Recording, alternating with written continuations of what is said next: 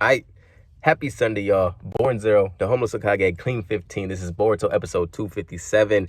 And let me just say what I thought about this episode. I had fun watching this. I liked this episode. I really did enjoy a lot of the comedy aspects of it. And once again, we get these moments where we get dramatic expressions from the characters. The background gets all bold colored and whatnot. There was callbacks to jokes.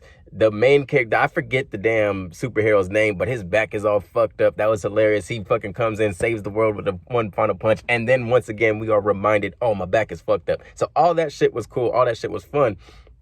But it made me, I thought of one question while watching this. And this is really after watching a video that I did that I was going to post. But I was like, nah, fuck the review. I got questions, bro. So with Kishimoto now writing the manga, I wonder if it has an effect on what we get in terms of anime content.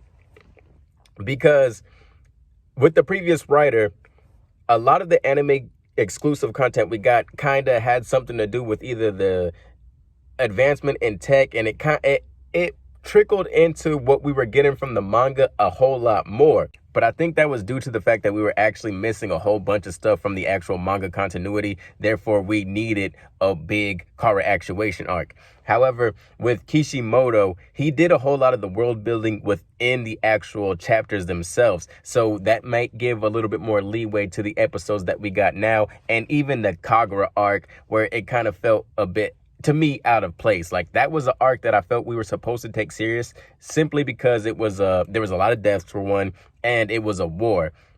But in terms of if that arc doesn't exist, nothing at all changes. Like, that shit did not even allude to anything within the manga. Like, Boruto said, oh, I took these pills. Like, he said that shit like one time, bro. Like, we didn't, come on, bro. Like, that's what I mean. But on the flip side of that, we could go out and do those type of things because Kishimoto has kind of, put a lot of effort within the actual story, where it felt like the previous author kind of said, hey, let's leave that to the anime to deal with, right? The only thing with right now, we need more Code. We're going to get his backstory. That's going to be resolved. But I don't even think Code was really Kishimoto's character to begin with. So, hey, the whole Code arc that we're going to get into, like, that was pretty much, like, some people complained about the pacing of that arc. They were like, yo, dog, you writing this shit like it's a weekly. We only get one a month. I like the pacing because a lot of shit was set up for a big finale near the end of that arc. I like that arc, right? Whereas before, it kind of just seemed like one big event, and it was just like a fight after fight after fight after fight. There was really no build up. Like, bruh, when Victor got packed up, who the fuck is Victor? And then it's like, is he even important? Like, fuck him. Then we didn't get, it wasn't until the Kagura Actuation arc that a lot of these things got expanded upon. But I feel like there's been a bit more freedom in terms of the anime exclusive episodes. And we get things like this. And last week's episode, which was slice of life and humor, like, honestly, I enjoyed the past two episodes more than I enjoyed that whole Kagura thing. And I know this kind of ties into my point with Kishimoto being the writer, but it just felt as if I kind of had an expectation for that arc being something that would rival the Kagura Actuation arc, right?